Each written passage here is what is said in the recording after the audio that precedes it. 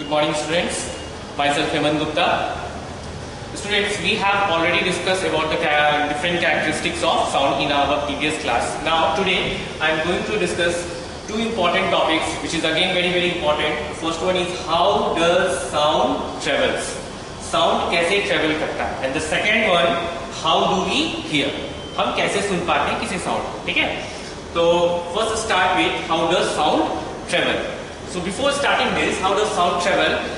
You should know that sound requires some material medium for its propagation. Propagation का मतलब क्या होता है? उसको मूव करने के लिए, उसको ट्रैवल करने के लिए, साउंड वेव को ट्रैवल करने के लिए कुछ मटेरियल मीडियम की रिक्वायरमेंट होती है. What is the meaning of here material medium? Here the material medium may be solid, liquid और gas. So I need to say that this sound waves requires material medium for its propagation.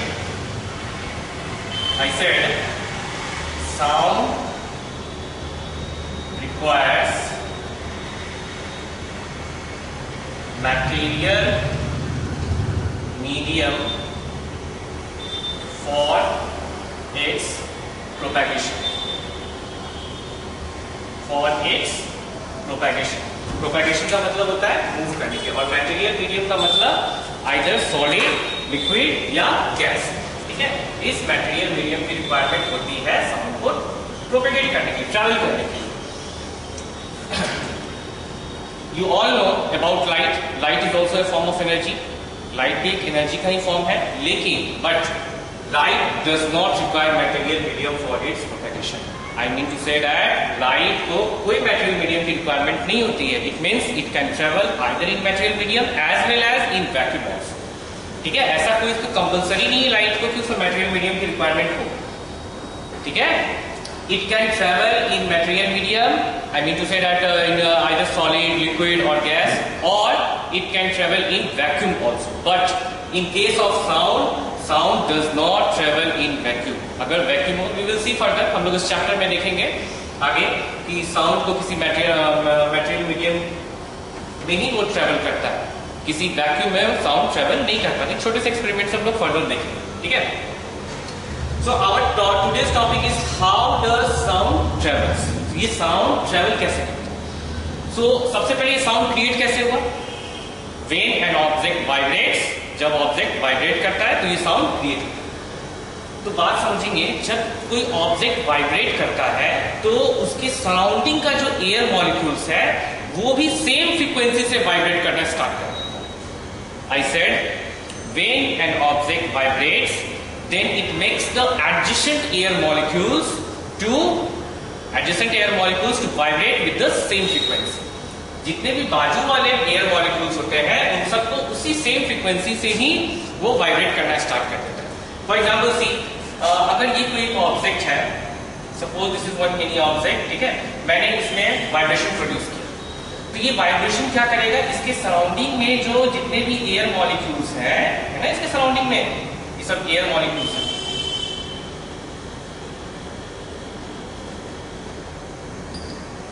So see here, when this object will vibrate, then it makes the adjacent मतलब इसके बाजू वाले air molecules है, उन सबको भी ये क्या करने लगेगा, क्या करवाएगा, सेम फ्रीक्वेंसी से वाइब्रेशन प्रोड्यूस करेगा. It means all these air molecules, surrounding air molecules will also vibrate with the same frequency as this object is vibrating. जिस फ्रीक्वेंसी से ये ऑब्जेक्ट वाइब्रेट कर रहा है उसी फ्रीक्वेंसी से ये सराउंडिंग एयर मॉलिक्यूल्स भी वाइब्रेट करना स्टार्ट कर देंगे. Now further what will happen, जब ये एयर मॉलिक्यूल्स वाइब्रेट करेगा, then these air molecules will further transmit these vibration to their neighboring air molecules.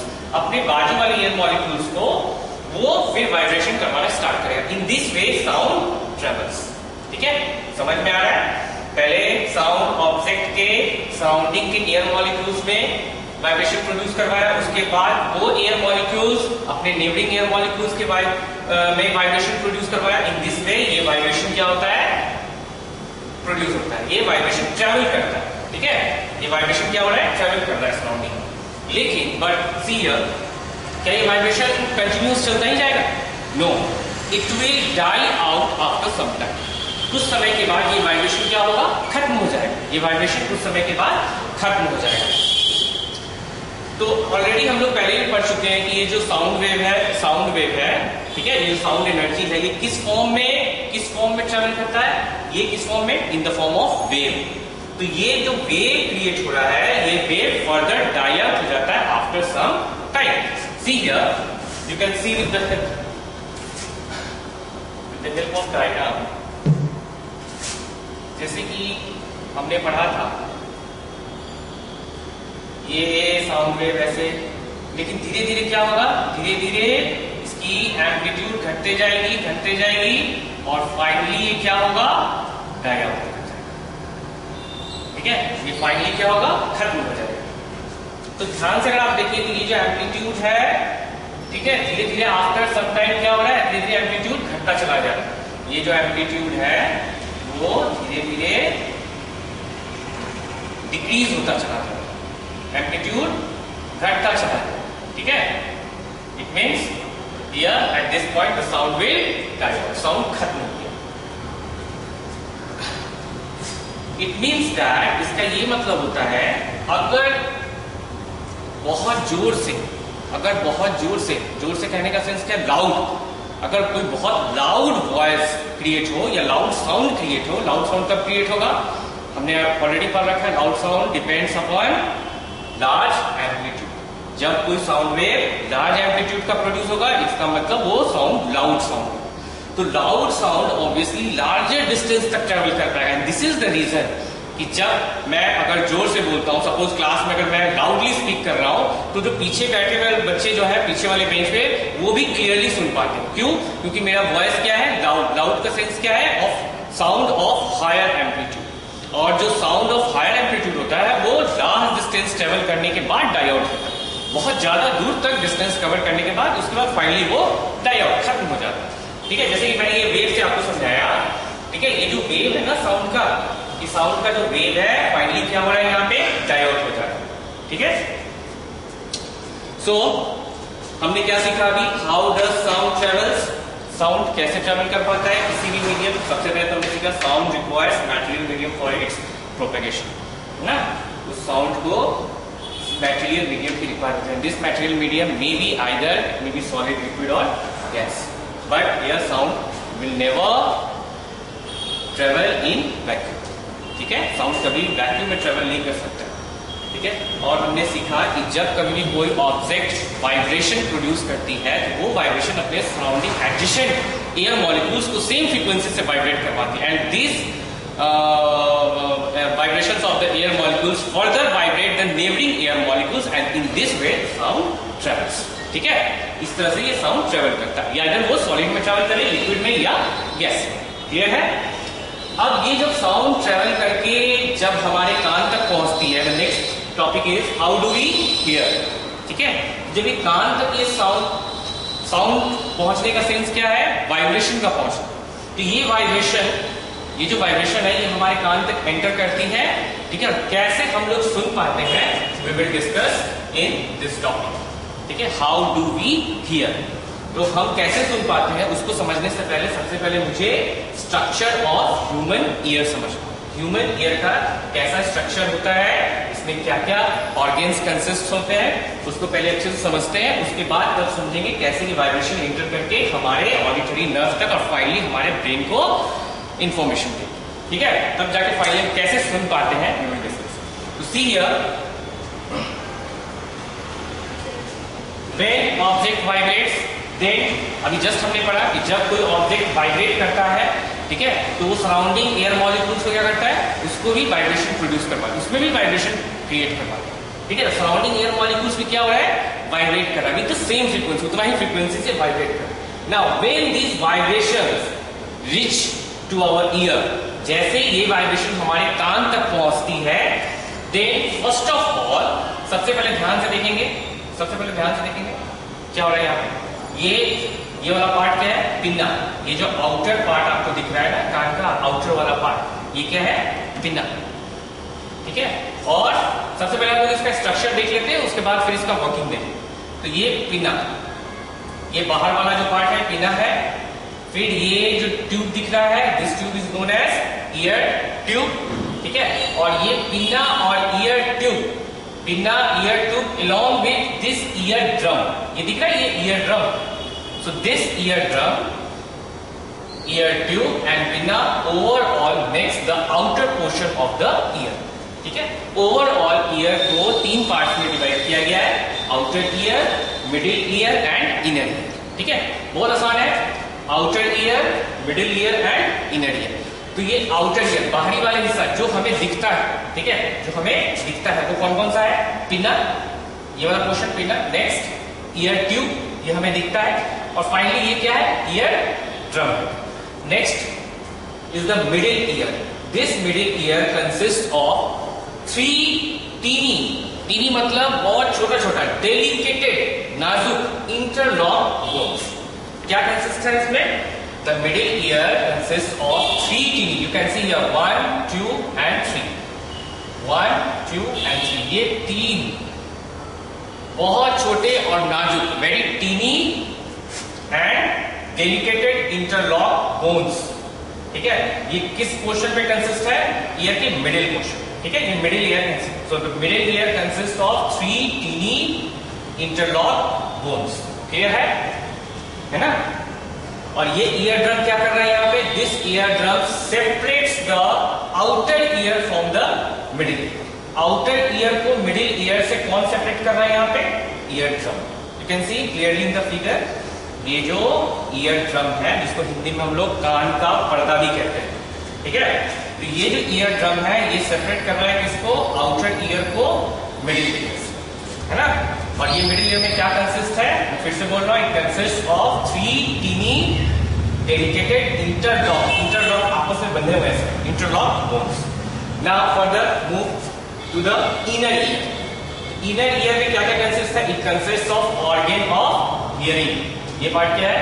It is organ of hearing. इस organ of hearing के अंदर में बहुत छोटे छोटे हेयर सेल्स होते हैं. It consist of tiny hair cells इसके अंदर होता है. ठीक है, तो ये इनर ईयर के अंदर में क्या क्या कंसिस्ट है? It consist of organ of hearing along with you can see here it is called semicircular canals. Semicircular canals which is also called organ of balance. इसको क्या बोलते हैं? Organ of balance. ये semicircular canals. And further this organ of hearing is connected with whom? Auditory nerve. ठीक है, तो inner ear में क्या क्या कंसिस्ट है? It consist of organ of hearing, organ of balance and auditory nerve. और ये ऑडिटरी नर्व जो है हमारे नर्वस सिस्टम का, ये फाइनली कनेक्टेड है हमारे ब्रेन से. ठीक है, तो मैं एक बार फिर से बोल रहा हूं, ध्यान से सुनेंगे. About the structure of human ear, what does it consist of? इसमें क्या क्या होता है? First you have to tell that human ear is classified or it is classified in 3 parts: outer ear, middle ear and inner ear. Outer ear consists of pinna and ear tube, in which this ear drum क्या कर रहा है? It separates the outer ear from the middle ear. Next, middle ear consists of 3 teeny interlocked delicated bones. ठीक है, and finally the inner ear consists of organ of hearing and organ of balance along with auditory nerve which is connected to the brain. ठीक है, अब हम लोग इसका working करते हैं, ये कैसे फंक्शन करता है. सो जब कोई ऑब्जेक्ट वाइब्रेट करता है तो उससे क्या प्रोड्यूस होती है? साउंड. तो ये जो वाइब्रेशन प्रोड्यूस हुई है, ये जो वाइब्रेशन प्रोड्यूस है, वो वाइब्रेशन क्या करेगा? अपने सराउंडिंग एयर मॉलिक्यूल्स को भी वाइब्रेट करेगा. वो सराउंडिंग एयर मॉलिक्यूल्स अपने नेबरिंग एयर मॉलिक्यूल्स को भी क्या करवाएगा? वाइब्रेशन. सो जैसे ये वाइब्रेशन कान तक पहुंचती है, so the first work of this pinna is to collect all these vibrations. सारे वाइब्रेशंस को वो कलेक्ट करेगा. कौन कलेक्ट करेगा? Pinna. And enters through the ear tube. और पिन्ना का काम क्या है? सबसे पहले उस वाइब्रेशन को रिसीव करेगा, कलेक्ट करके ईयर ट्यूब में वो एंटर कर पाएगा. Now when these vibrations go through this enter tube and strikes to the eardrum. ये जैसे eardrum को strike करेगा, this eardrum will start vibrating with the same frequency. जितने frequency से sound का जो वो जो wave था ना, sound wave वाइब्रेट कर रहा था, वो क्या करेगा, जैसे वो वाइब्रेशन यहाँ तक पहुंचेगी, ये ईयर ड्रम को भी सेम फ्रीक्वेंसी से वाइब्रेट करना स्टार्ट करवा देगा। तो ये ईयर ड्रम जब वाइब्रेट करेगा, then further what will happen, इस ईयर ड्रम से क्या कनेक्टेड है, 3 इंटरलॉक बोन्स। ये तीनों इंटरलॉक बोन्स भी वाइब्रेट करना स्टार्ट करेगा। Just listen carefully. जब ये 3 इंटरलॉक बोन्स क्या करेंगे, वाइब्रेट करना स्टार्ट कर देंगे, ठीक है। और इनका मेन फंक्शन क्या है, what is the main function of this 3 interlock bones? The main function of this 3 interlock bones is to amplify the vibration. Amplify का मतलब क्या होता है, what is the meaning of this word, amplify. Amplify का मतलब बड़ा कर देना, इंक्रीज कर देना। किसको बढ़ाते हैं, तो जो वाइब्रेशन यहां तक पहुंची है ईयर ड्रम तक, ठीक है, तो ये इंटरलॉक बोन्स क्या करते हैं, इस वाइब्रेशंस को एम्पलीफाई करते हैं। एम्पलीफाई मतलब बढ़ा देते हैं, इंक्रीज करते हैं, ठीक है।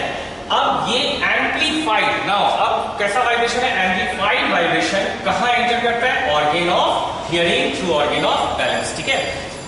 ऑर्गन ऑफ हियरिंग में एंटर करता है। और ऑर्गन ऑफ हियरिंग के अंदर में होता क्या है, it consist of tiny hairs. तो जैसे ही ये एम्पलीफाइड वाइब्रेशन एंटर करता है ऑर्गन ऑफ हियरिंग में, तो वो किसको स्टिमुलेट करता है, वो स्टिमुलेट करता है किसको, stimulate. What is the meaning of here stimulate, to make excite, excite करता है किसको, tiny hairs present in the organ of hearing. इस ऑर्गन ऑफ हियरिंग के अंदर में जो टीनी हेयर प्रेजेंट है उसको स्टिमुलेट करता है। कौन स्टिमुलेट करता है, तो ये जो एम्पलीफाइड वाइब्रेशन है इसको स्टिमुलेट करता है। फिर फर्दर ये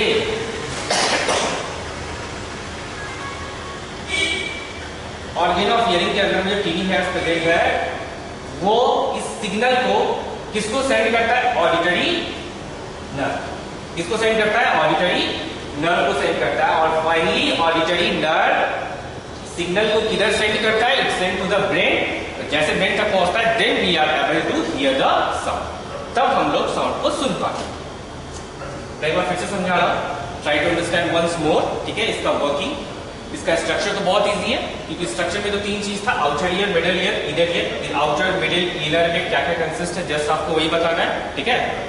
नेक्स्ट इसके वर्किंग में क्या लिखना है, when the vibration reaches the year, जब वाइब्रेशन कान तक पहुंचती है, द फर्स्ट फंक्शन ऑफ पिना इज टू कलेक्ट दिस। सबसे पहला काम किया पिना का, वो उस वाइब्रेशन को कलेक्ट करके किस तक एंटर करवाता है, ear to. Then these vibrations strike to the eardrum, वो वाइब्रेशन eardrum को स्ट्राइक करता है, जिसकी वजह से ये eardrum वाइब्रेट करना स्टार्ट कर देता है विद द सेम फ्रीक्वेंसी, उसी फ्रीक्वेंसी से वाइब्रेट करना स्टार्ट कर देता है। फर्दर वो वाइब्रेशन इन तीनों इंटरलॉक बोन्स को भी सेम फ्रीक्वेंसी से वाइब्रेट करवाता है, लेकिन ये इंटरलॉक बोन्स क्या करता है, उस वाइब्रेशन को एम्पलीफाई कर देता है, बड़ा कर देता है, और फिर इसको किसके पास भेजता है, organ of hearing. Organ of hearing के अंदर में प्रेजेंट टीनी हेयर्स जब स्टिमुलेट होता है, एक्साइट होता है, ठीक है, एक्साइट होता है, उसको रिसीव करता है, और ये फाइनली किसको भेजता है, ऑडिटरी नर्व को। And then auditory nerve finally send the vibrations to the brain, where we are able to, तब जाकर के हम लोग कोई भी साउंड को हियर कर पाते हैं, ठीक है। I think you got my point. So today we study about how does sound travel, sound कैसे travel करता है, and second how do we hear. So this figure is very important, ठीक है। आपको ये figure भी draw करना है, along with you have to write the structure, ठीक है, and as well as working also. Okay. So that's it for today. Thank you.